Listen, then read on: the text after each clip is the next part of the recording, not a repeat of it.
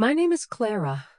I'm 28 years old, and for the last 3 years, I've been the sole caregiver for my father after a debilitating stroke. Last week, my mother looked me dead in the eye and said the only reason I was allowed to live in my own childhood home was because they felt sorry for me. She said it without a hint of irony, just moments after demanding the last of my savings from my brother Alex. What she didn't know was that I had already found the one-way flight tickets he'd booked to Thailand, and they weren't for a business trip. If you've ever felt invisible in your own family, taken for granted while others are celebrated, take a moment to drop a comment below and let me know where you're watching from. And please, hit that like button and subscribe, because you're going to want to see how this story of misplaced pity and ultimate betrayal unfolds. Before my world was turned upside down, my life was my own creation. I had a promising career as a graphic designer at a top agency in Chicago, my own apartment with a floor-to-ceiling window that overlooked the sprawling city skyline, and a life I had meticulously built for myself, brick by brick.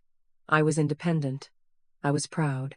Then the phone call came on a crisp October morning. My father, a man who had always seemed invincible, had a massive stroke.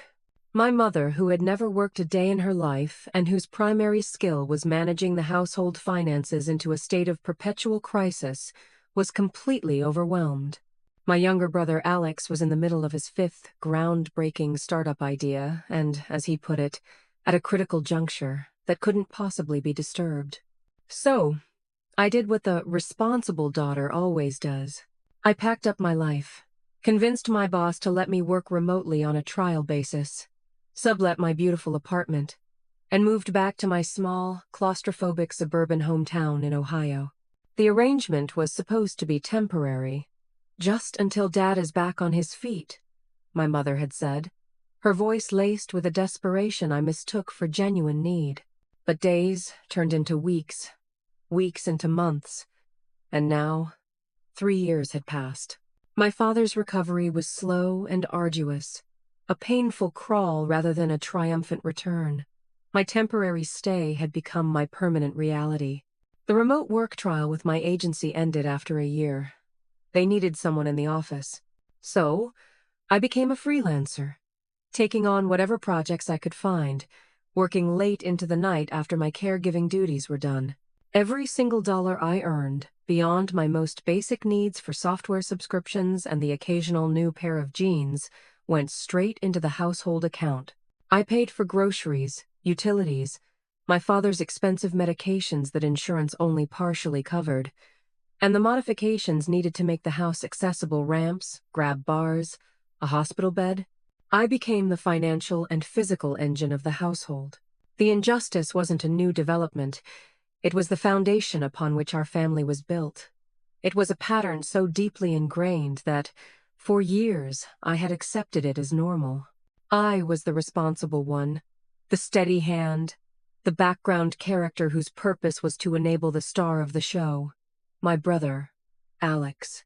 He was the genius, the visionary, the golden child. Ever since we were kids, my parents had poured all their hopes, dreams, and a shocking amount of money into him. When I graduated high school with a full academic scholarship to a prestigious art school, I received a fountain pen and a quiet, "Well done, dear." When Alex graduated 2 years later, barely, and only after my parents paid for extensive tutoring, he was given a brand new convertible. The logic, as my mother explained it, was that I had my future sorted, while Alex needed encouragement. Their encouragement was a blank check for his mediocrity.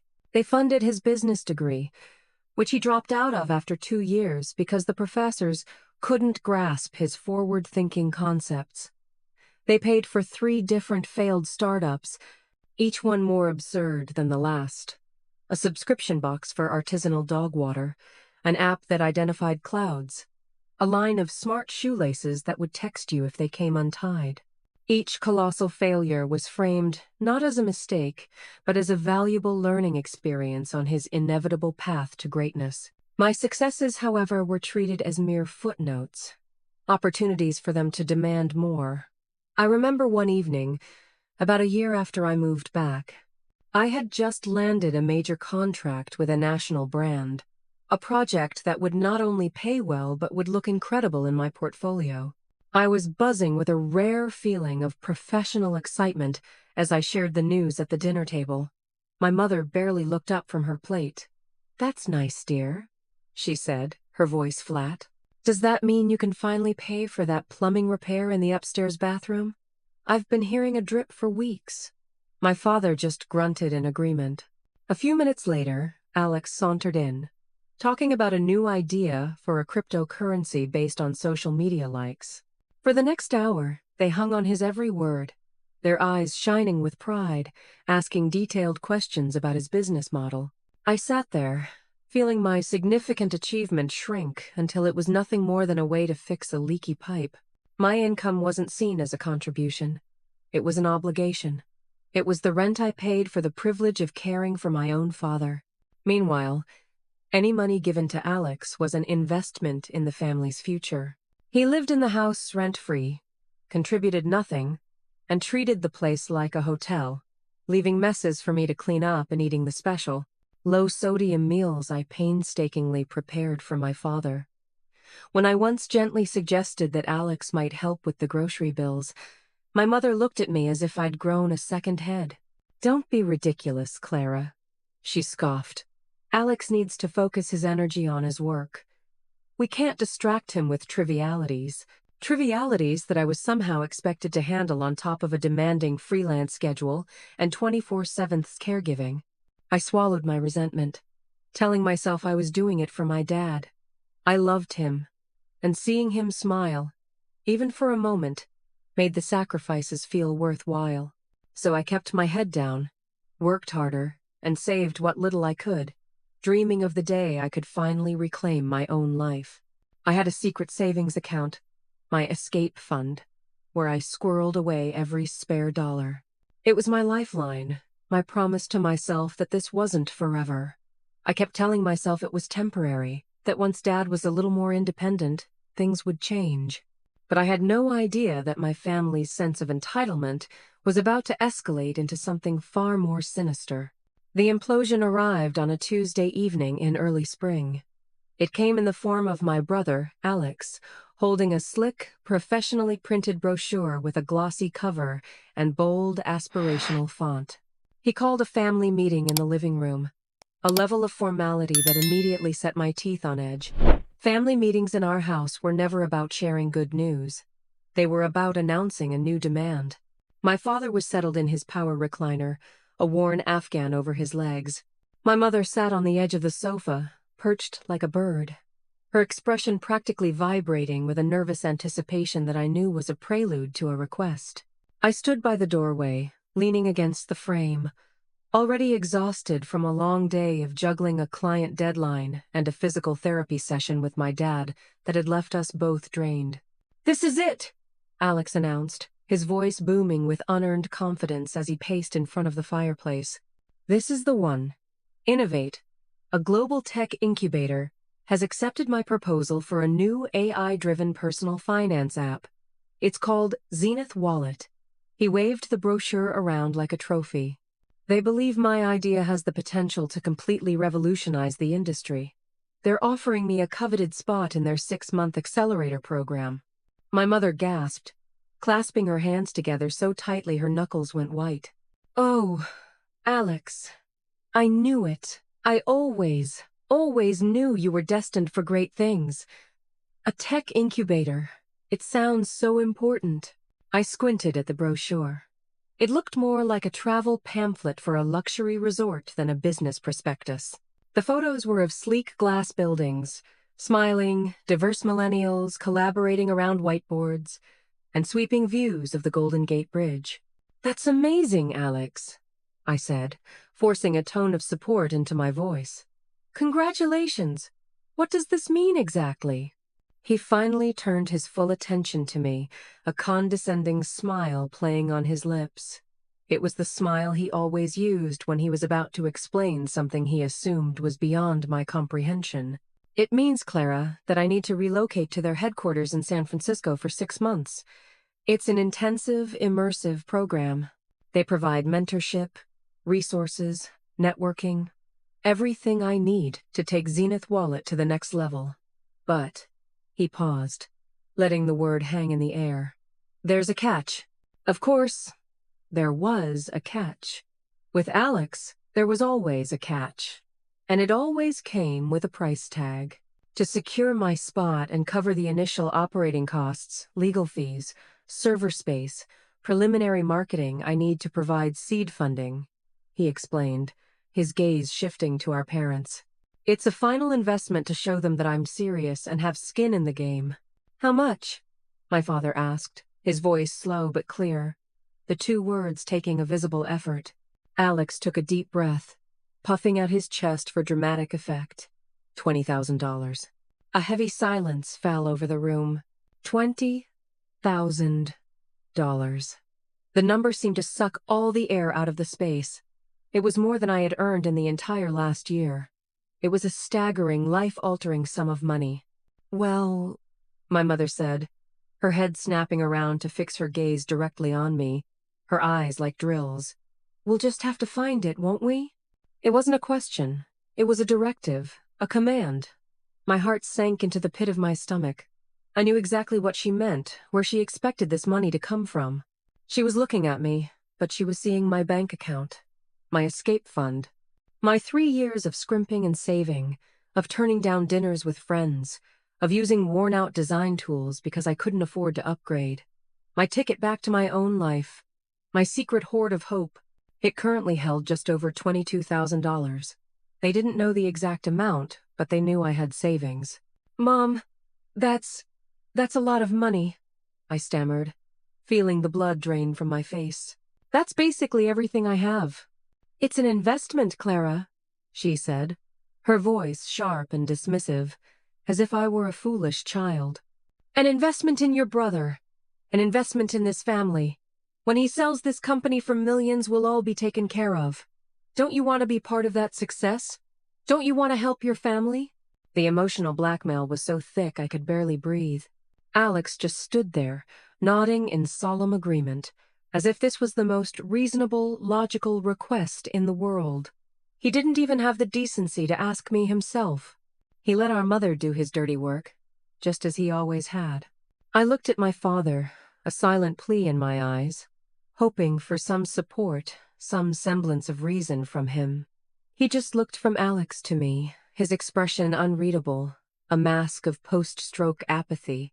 It's for the family, Clara, he mumbled, the words slurring slightly. I felt trapped, cornered. If I said no, I would be the selfish daughter, the bitter sister, the one who held her brilliant brother back from his destiny. I would be the villain who didn't believe in her own family.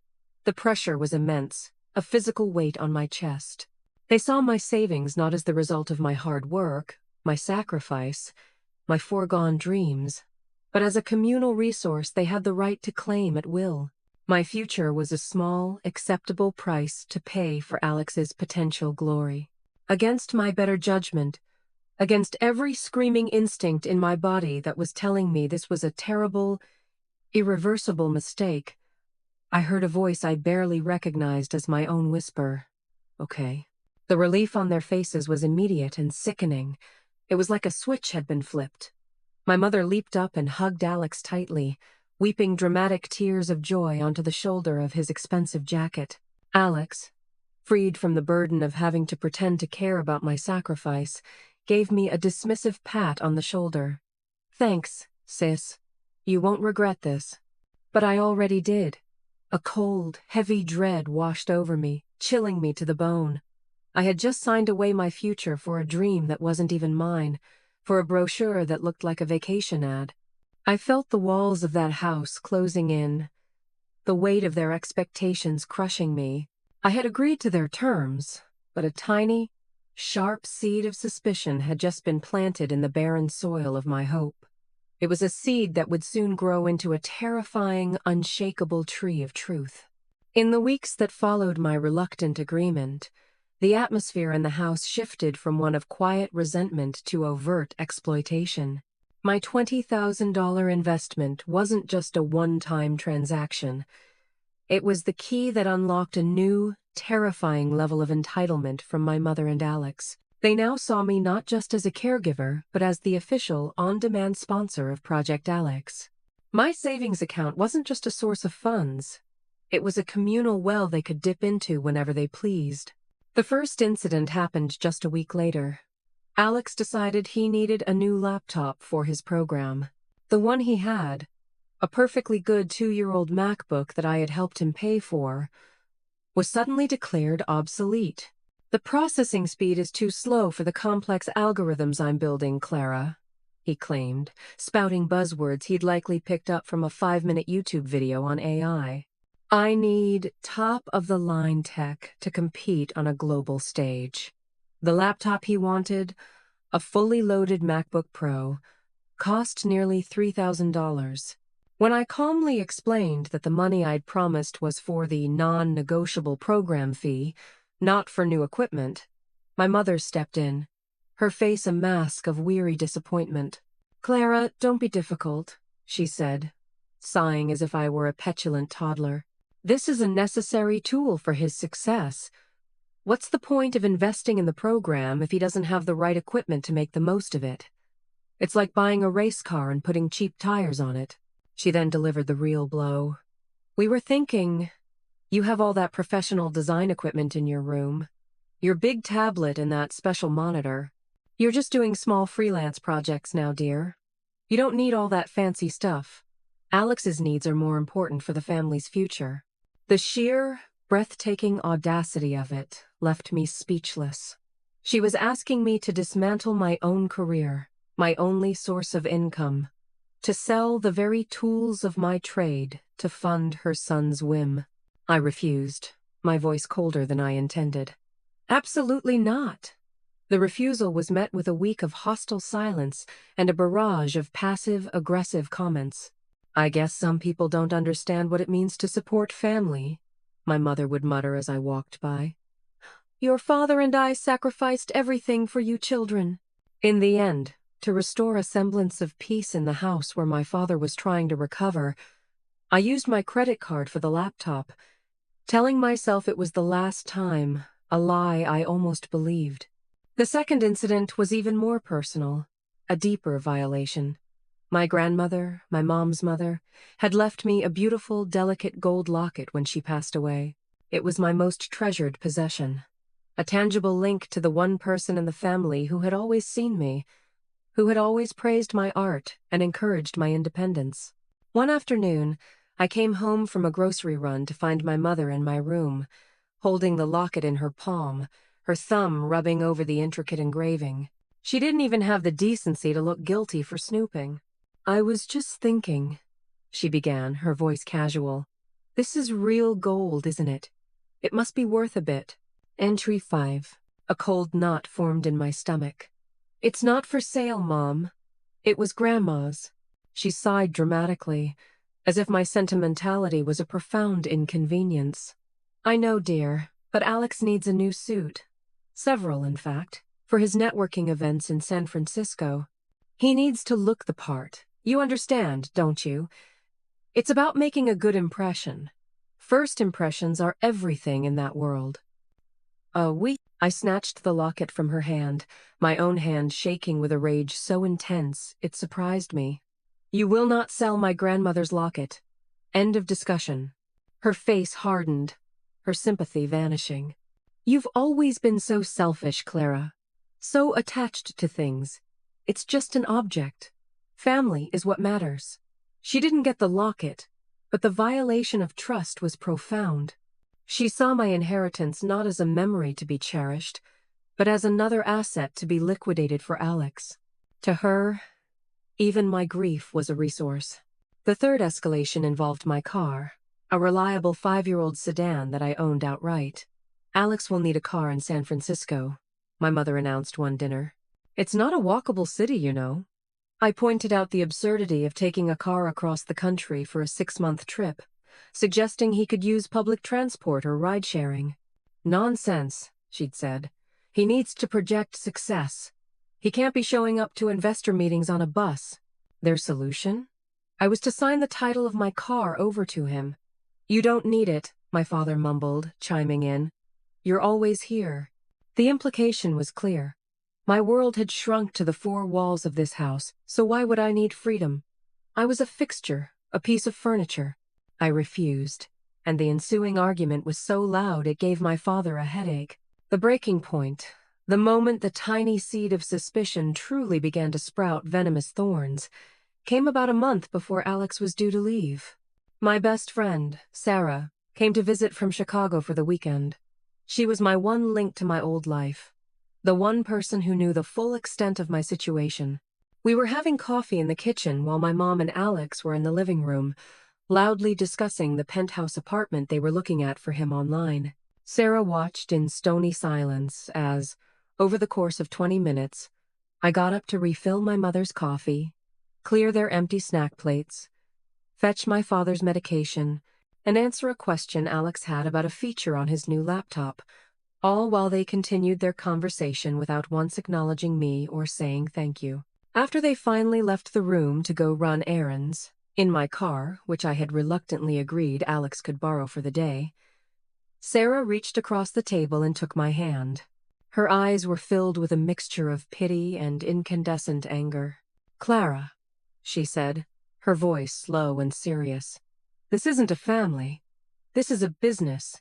And you're the only employee who's not getting paid. In fact, you're paying them to work for them. They are not supporting you. They are bleeding you dry.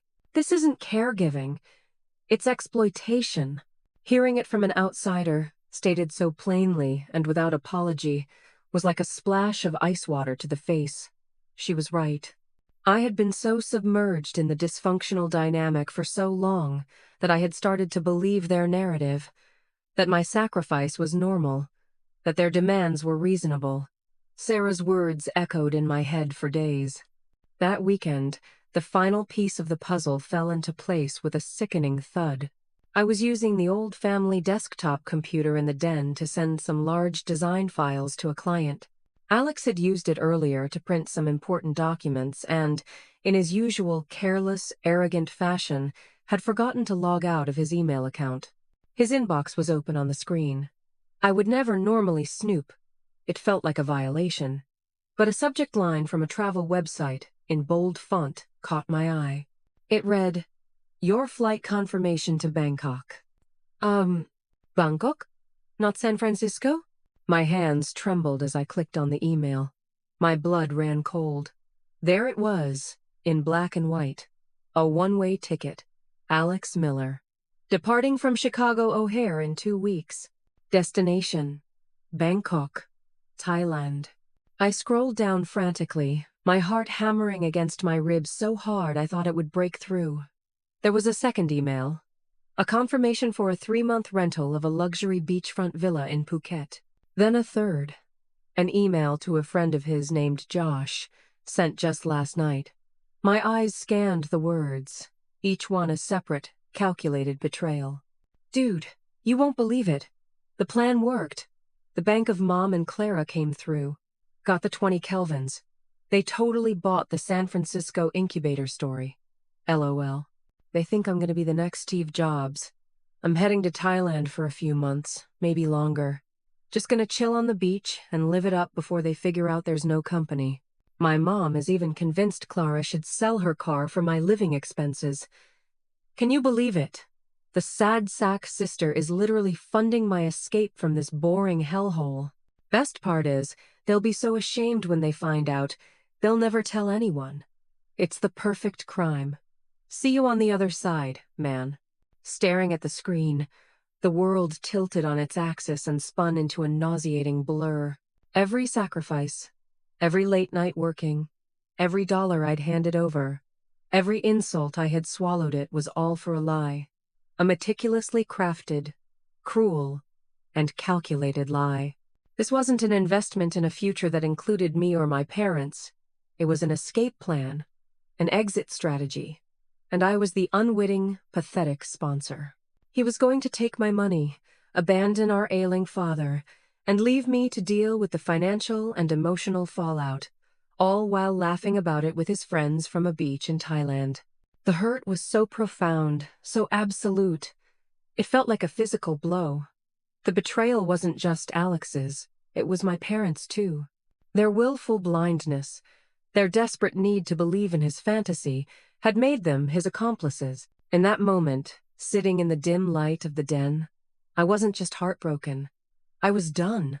I printed every single email, every confirmation, my hands moving with a calm, chilling purpose. The game had changed. They thought I was a pawn in their story, a supporting character with no lines. But I was about to become the author of a brand new, explosive, final chapter. The discovery of the emails changed everything. The fog of obligation and misplaced loyalty that had clouded my judgment for 3 years evaporated in an instant, leaving behind a cold, hard, and terrifying clarity. The hurt was still there, a raw, gaping wound in my chest, but it was now overshadowed by a powerful, righteous anger that burned with the intensity of a forge. For a few days, I said nothing. I became an anthropologist in my own home, observing my family through new, dispassionate eyes. I moved through the house like a ghost, watching them, listening to them, documenting their deceit. I watched my mother dote on Alex, carefully folding the new clothes she'd bought for his networking events, clothes bought using my grocery money. I watched my father look at his son with a misty-eyed pride that he had never once, not in 28 years, shown me. I watched Alex swagger around the house, the living embodiment of unearned confidence, completely oblivious to the fact that his entire house of cards was about to come crashing down around him. He was a caricature of a con artist, and they were his willing, adoring marks. I knew I couldn't just leave. I couldn't just pack my bags in the middle of the night and disappear. That would make me the villain in their story. Clara just couldn't handle the pressure, they would tell relatives. She abandoned her poor father. No, I had to do this on my own terms. I had to make them face the truth they had so desperately tried to avoid. I needed to confront them, not with emotion, but with cold, irrefutable facts. My chance came on a Friday night, 1 week before Alex's scheduled departure for his new life in Thailand. My mother, with a sense of timing that was almost poetic in its awfulness, called another family meeting. She had a list, written on a pink notepad. "Clara," she began, not a hint of warmth in her voice, her tone all business. "We've calculated Alex's final expenses for his move to San Francisco. After the rent deposit for his apartment and the initial supplies he needs, he's still short about $5,000 for a cost of living fund. He can't arrive there with nothing in his pocket." She slid the piece of paper with hastily scribbled figures across the dining room table. "We need you to transfer the rest of your savings to his account by Monday. That should cover it." This was it. The final shakedown, the last grab before he vanished. They had no idea that I knew about the flight tickets. They had no idea I'd seen the emails. They still saw me as their compliant, endlessly renewable resource. I decided to test the waters one last time, to see just how far they would push, to hear the words from their own mouths. I took a deep breath, letting the silence stretch. "I can't," I said, my voice quiet but firm. "I don't have it." It was a lie, of course. I still had a small emergency buffer I'd kept hidden, but I wanted to see her reaction. It was instantaneous and volcanic. "What do you mean you don't have it?" she shrieked, her face contorting with a rage that was genuinely shocking. "What have you been spending your money on? Frivolous things for yourself? This is for your brother. This is for the family's future. After everything we've done for you." "I have my own future to think about, Mom," I said, my voice gaining strength. "I need to save up to move out, to restart my career, to have a life of my own." Alex, who had been scrolling on his phone, looking utterly bored, finally looked up, an expression of pure, unadulterated disgust on his face. "Restart your career? You're a freelance, nobody working from your childhood bedroom. I'm the one with a real future. I'm building an empire. You are being incredibly, unbelievably selfish." And then my mother delivered the final, fatal blow. The words that would sever the final, frayed thread of any daughterly affection I had left for them. She leaned across the table, her eyes cold and hard as stone, and her voice dropped to a venomous, sibilant whisper. "Let me be very clear with you, Clara," she hissed. "You don't have a future to save for. Your future is here, in this house, taking care of your father. You need to remember your place. You're not the successful daughter. You're the one who failed in the big city and had to come crawling back home with her tail between her legs. The only reason you are still living under this roof is because we felt sorry for you. This is the least you can do to repay our kindness for not throwing you out on the street." Felt sorry for me. The words hung in the air, sucking all the oxygen out of the room. It wasn't just an insult. It was a complete and utter rewriting of our shared history. It erased my sacrifice, my love, my sleepless nights, my hard work, and replaced it all with a narrative of pity. In their eyes, I wasn't a loving daughter who had given up everything to help them in their time of need. I was a pathetic failure they had magnanimously taken in out of charity. And my financial support wasn't a contribution from a family member, it was a debt I owed them for their kindness. In that single, crystalline moment, I saw the absolute truth of my situation. They didn't love me. They didn't even respect me.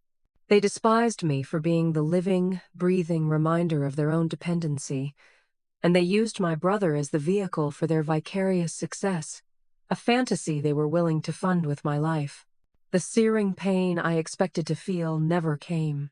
It was replaced by an eerie, profound, and liberating calm, the kind of calm that comes after a devastating storm has passed, leaving nothing but wreckage and a clear, unobstructed view of the sky.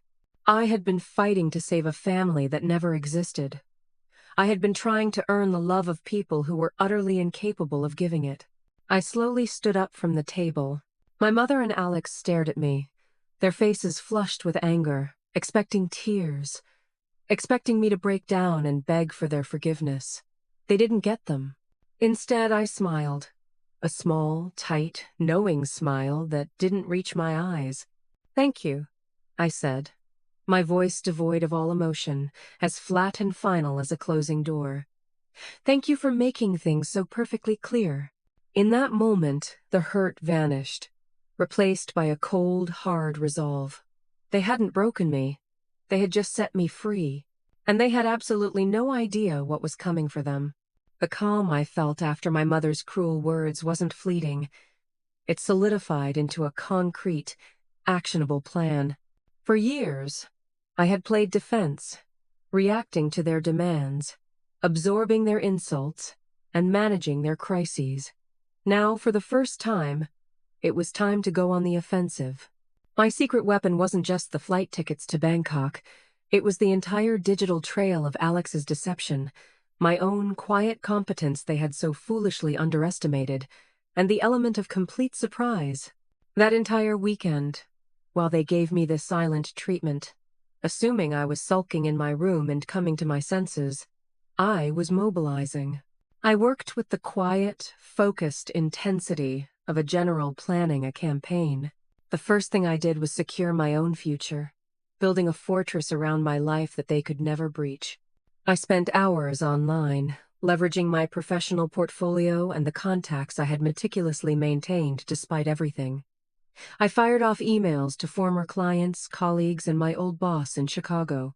I was honest, but professional. Due to a change in my family situation, I am pleased to announce my full-time return to the design industry and am currently accepting new long-term remote contracts. The response was immediate and overwhelmingly positive. My reputation for being reliable and talented had survived my 3-year hiatus. By Saturday afternoon, I had 2 lucrative contract offers waiting in my inbox from companies I respected. I accepted both. My income would now be triple what I had been earning, a fact that filled me with a dizzying sense of power. Next, I tackled my finances with surgical precision. I opened a new bank account at a completely different national bank, one with no branches in my hometown. On Monday morning, while my mother and Alex were out, I went to my old bank. I walked up to the teller who had known me since I was a child, and, with a polite smile, asked to withdraw my entire balance in the form of a cashier's check. I left behind a balance of $1.25. I drove to the next town over and deposited the check into my new, secure account, an account my parents had no knowledge of and no access to. The feeling of seeing that money, my money, earned through my talent and my sleepless nights safe and sound was the first real, deep breath of fresh air I'd had in 3 years. Then, I went after housing. I knew I couldn't stay in my hometown. The memories were too toxic, the ghosts of who I used to be too pervasive. I wanted a fresh start, but somewhere close enough to Chicago to re-engage with my professional life. I found a beautiful one-bedroom apartment online in Oak Park, a vibrant suburb just outside the city known for its beautiful architecture and creative community. It felt like me. I filled out the application online, submitted my new employment contracts as proof of income, and paid the security deposit and first month's rent with my secured funds. The lease was signed electronically by Monday evening. The move-in date was set for 2 weeks from now, the day after Alex was supposed to be leaving for San Francisco. The symmetry was a thing of beauty. With my own escape plan firmly in place, I focused on building my case against them. The emails were the foundation, but I needed to make it airtight. I logged back into the family desktop computer. Alex's carelessness continued to be a gift. He was still logged in to his social media accounts. I took screenshots of his direct messages with friends, revealing more bragging, more details about his permanent vacation. He had even sent a picture of a new, expensive watch to a friend, with the caption, "Pre-celebrating my freedom. Clara's paying." The casual, sneering cruelty was staggering. I also found his bank statements saved as PDFs in his download folder. He had already spent nearly $5,000 of the money I'd given him on designer clothes, expensive dinners, and a high-end camera for his travels. There was no trace of any business registration, no communication with any tech incubator, no evidence of any legitimate enterprise whatsoever. I compiled everything, every email, every screenshot, every bank statement into a single, devastating file on a USB drive and printed 2 hard copies. I had the flight confirmation, the villa rental agreement, the emails, the social media messages boasting of his scam. It was an open and shut case of fraud and manipulation. My best friend, Sarah, was my lifeline during this period. I called her and walked her through the entire plan, my voice steady and resolute. She didn't just offer support, she offered strategy. "Don't just confront them, Clara," she advised, her voice sharp with tactical intelligence. "That gives them a chance to twist the narrative, to play the victim, to gaslight you. You need to create a situation where their lies have nowhere to hide. You need an audience, but a controlled one. You need to present it like a legal case." We spent an hour on the phone, role-playing the conversation, with Sarah playing the part of my mother, throwing every guilt trip and accusation she could think of at me. It was grueling, but it steeled my resolve. She helped me practice my lines, to stay calm, to present the facts without emotional appeals, to let the evidence speak for itself. By the time I was done preparing, I felt like a different person. The timid, accommodating, peacekeeping daughter was gone. In her place was a woman who had been pushed too far, a woman armed with the truth and a meticulous multi-stage plan. My family saw me as a doormat, a pathetic creature of pity. They had no idea I was about to orchestrate their downfall using the very skills, attention to detail, strategic thinking, and quiet determination that they had always dismissed as unimportant. I had a new job, a new home, and a folder full of irrefutable proof. The power dynamic had irrevocably shifted. All that was left was to set the stage for the final act of this long, painful family tragedy.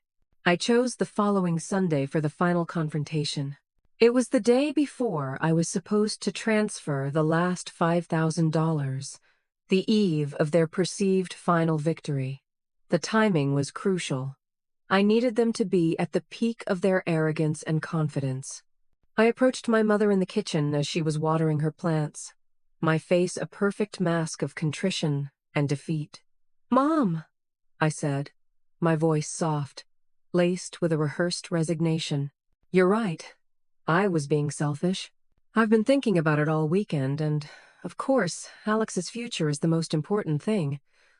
I'll transfer the money tomorrow. I'd like to have a special family dinner tonight to celebrate his new journey properly. My treat. I'll order from that nice Italian place he likes." The transformation in her was immediate and profound. The coldness in her eyes melted away, replaced by a triumphant, self-satisfied gleam. She had won.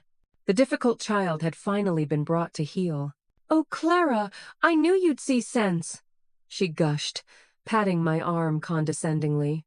"That's my girl. Of course, a celebration is a wonderful idea. I'll make his favorite roast chicken instead. It's more personal." The trap was set.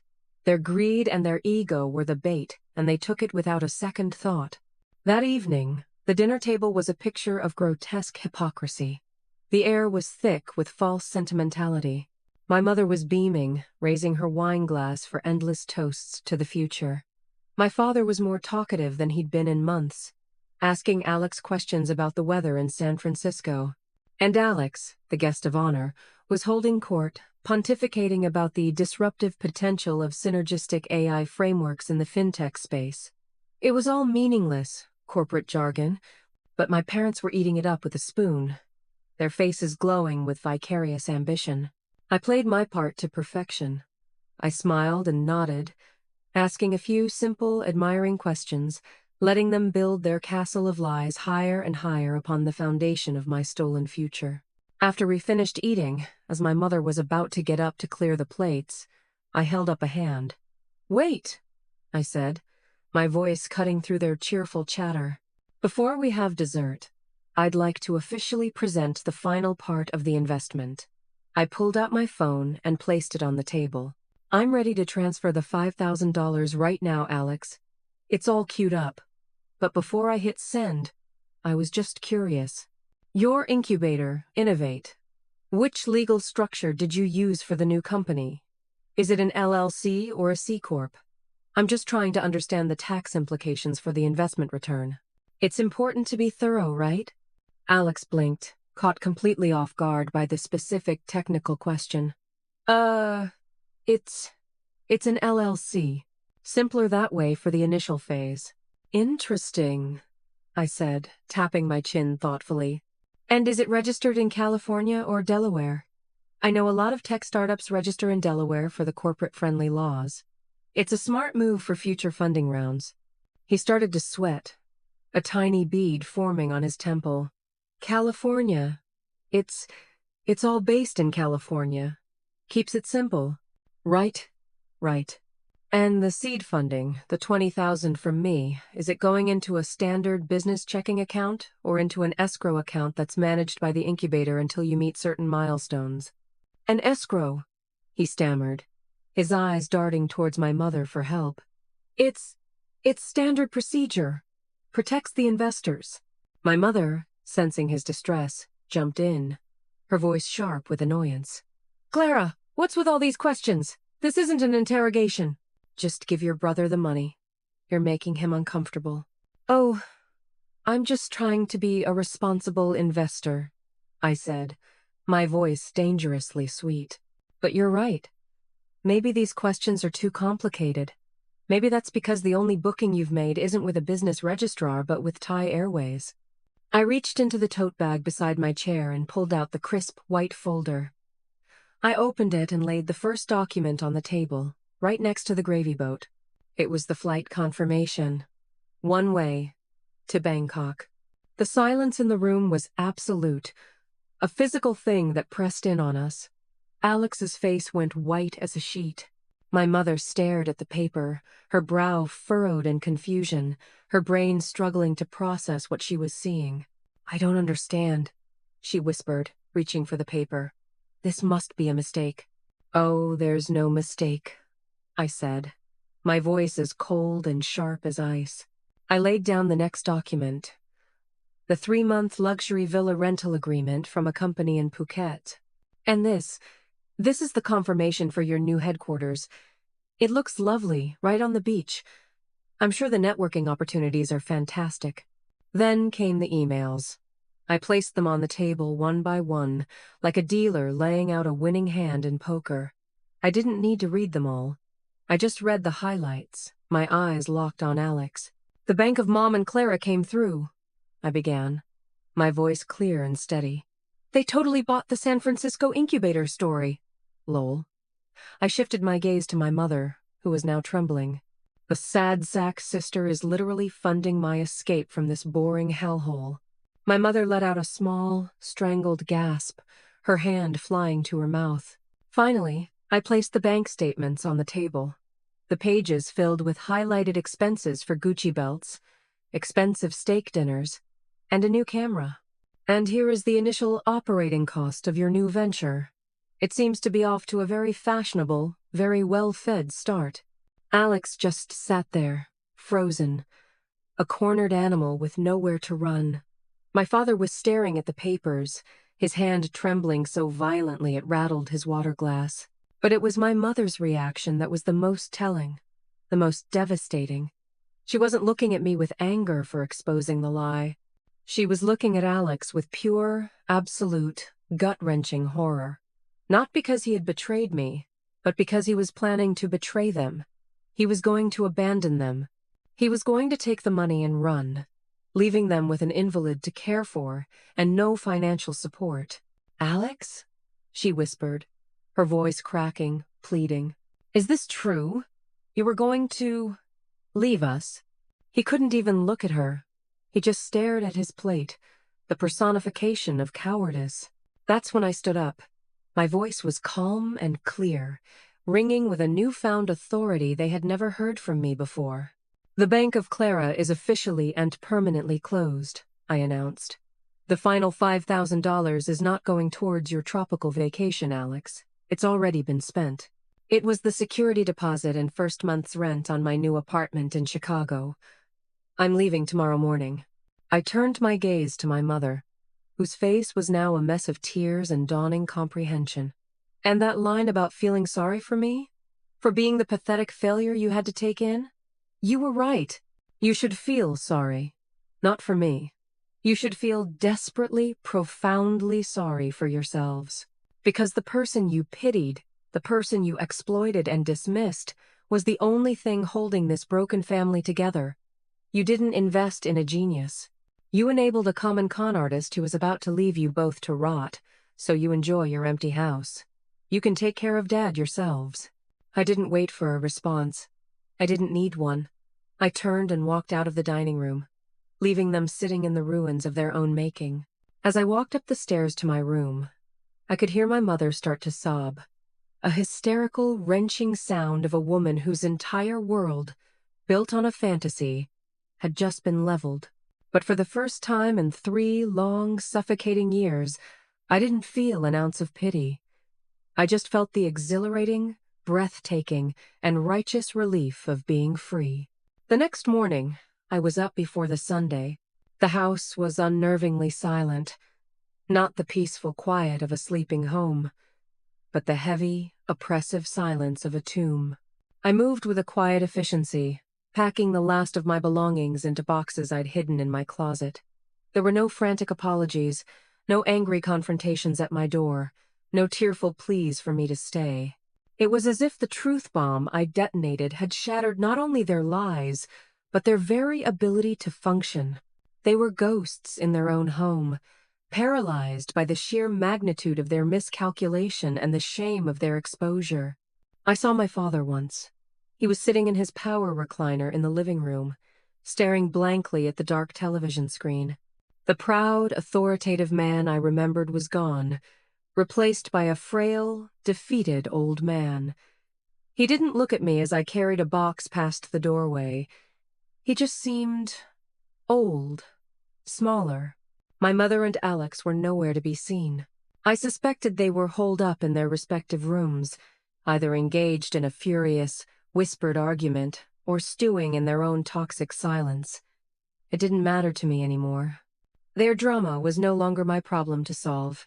I carried my last box out to my car, which was already packed to the brim, a Tetris-like puzzle of my truncated life. Before getting in, I walked back inside one last time. I took my house key off my keychain and placed it on the small table in the entryway, right next to a stack of unopened mail.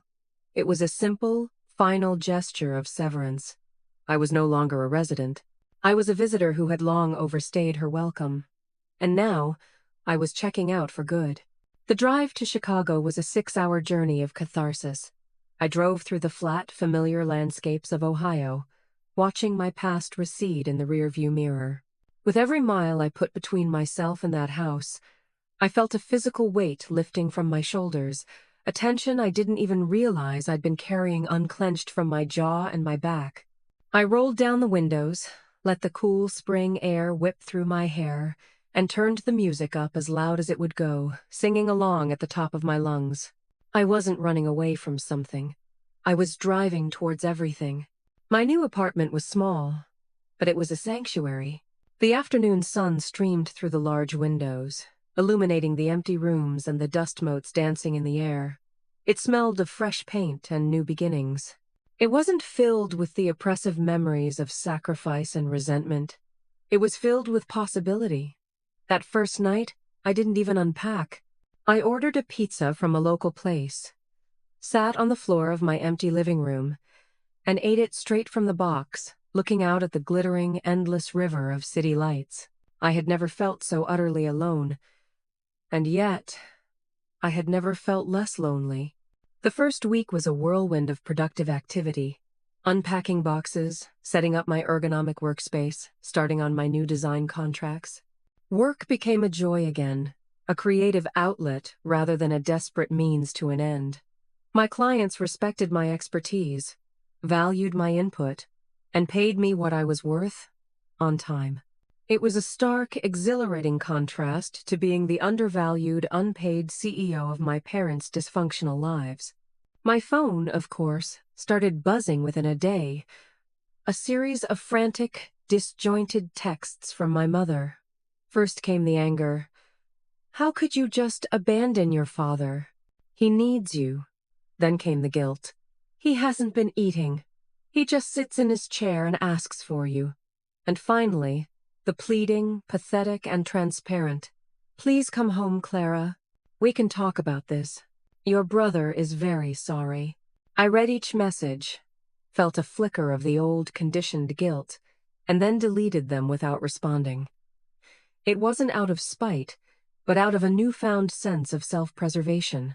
I knew that any response, no matter how firm, would be seen as an opening, a crack in my resolve that they would immediately try to wedge open with more manipulation and emotional blackmail. My silence was the loudest, most powerful statement I had ever made. I needed to build my new life on a foundation of peace. And that required a period of absolute, non-negotiable distance. I knew a day would come when I would have to face them again. But it wouldn't be today. Today, and for all the days in the near future, my only priority was healing myself.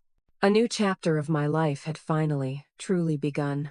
4 months later, my life was unrecognizable in the best possible way. The freelance contracts I had secured in my desperate escape had flourished into a full-blown business. I had rented a small, light-filled co-working space a few blocks from my apartment, creating a healthy separation between my work and my home life. I had even hired a part-time virtual assistant to handle the administrative tasks that used to eat up my creative energy. The sad sack sister my brother had mocked was now the founder and sole proprietor of Clara Miller Design, a successful studio with a growing roster of national clients. The city, which I had left under a cloud of failure and obligation, now felt like home again. I reconnected with my old friends, discovering new restaurants, exploring art galleries, and rediscovering the vibrant, ambitious woman I had been before my life was put on hold. I even started dating. His name was Ben, a kind, intelligent architect I met at a design conference. He had a gentle laugh and a quiet confidence that was the complete antithesis of my brother's blustering arrogance. When I eventually told him a condensed version of my story, He didn't see me as damaged or pitiful. He saw me as strong. He found my ambition inspiring, not threatening. For the first time, I was in a relationship that felt like a partnership, not a project. News from my old life trickled in, mostly through my Aunt Susan, my father's sister, who had always been a quiet supporter of mine. As I had suspected, Alex had fled to Thailand the week after I did. He hadn't had the full $20,000, but he'd apparently taken whatever cash my parents had on hand and disappeared. His social media, which Aunt Susan monitored with a grim sense of duty, was a predictable montage of beach parties, scooter rentals, and tourist traps for the first few months. Then, the posts became less frequent. The captions shifted from celebratory to complaining about the heat, the food, the locals. Then came the inevitable private messages to relatives, including Susan, vaguely asking for loans to get him through a temporary cash flow problem. The golden child had discovered that a life of leisure was incredibly expensive when the free ride ended. His grand escape had devolved into a pathetic, sunburnt exile. Back in Ohio, my parents were facing the harsh reality of the consequences they had engineered. Without my income, they were struggling to pay the mortgage and the mounting bills. Without my constant, hands-on care, my father's health had noticeably declined. My mother, forced into a full-time caregiving role she was emotionally and physically unprepared for, was, according to Susan, overwhelmed and perpetually bitter. The house, once meticulously kept, by me, was starting to look neglected. They had tried to call me a few more times in the beginning, but my silence was an unwavering wall. Eventually, the calls stopped. The real turning point came on the 10th month, almost to the day I had left. I received a letter in a familiar but shaky handwriting. It was from my father. I almost threw it away, but something made me open it. His script was difficult to read, a lasting effect of the stroke, but the words themselves were painfully clear. It wasn't a letter of accusation or guilt. It was an apology. "Dear Clara," it began, "I have had a lot of time to think in this quiet house. Your mother is angry at the world, but I am just sad. We were wrong. For years, we looked at Alex and saw what we wanted to see, a reflection of the success we never had. We were so blinded by that fantasy that we became blind to you. We saw his dreams as our own, and we ignored your sacrifice. You were a good daughter, a better daughter than we deserved, and we were not good parents. We used you. I see that now. The quiet in this house is a reminder of what we lost. Not a caregiver, but our child. I am sorry. I don't expect you to forgive us, or to come back, but I wanted you to know that I see the truth now. I hope you are happy. You have earned it. Love, Dad." Reading those words, I felt a decade of hardened resentment begin to soften at the edges. It wasn't a magic fix. It didn't erase the years of neglect, but it was an acknowledgement. It was the truth, finally spoken. 2 weeks later, I drove to Ohio. I didn't go to the house. I invited them to meet me at a neutral location, a quiet, unremarkable coffee shop in the next town over. When they walked in, I was struck by how much they had aged in less than a year. My mother looked tired and thin, her usual defiant posture replaced by a weary slump. My father looked frail as he leaned on his cane, but his eyes held a new, sober clarity. We didn't rehash the past. We didn't argue. I didn't need to. I laid out my new terms for a relationship, my voice calm and steady. "We can see each other," I said, looking at them both directly, "but it will be on my terms. I will not be giving you any more money. That is over. My support will be my time, when I choose to give it. I will come to visit once a month. I have researched and will help you find and coordinate professional in-home care for Dad, and I will contribute a set amount directly to the agency each month. It will be a managed expense, not a blank check. We will not speak of Alex as a victim or a hero. He is a grown man who made his choices. We are no longer a unit bound by toxic obligation. We are 3 separate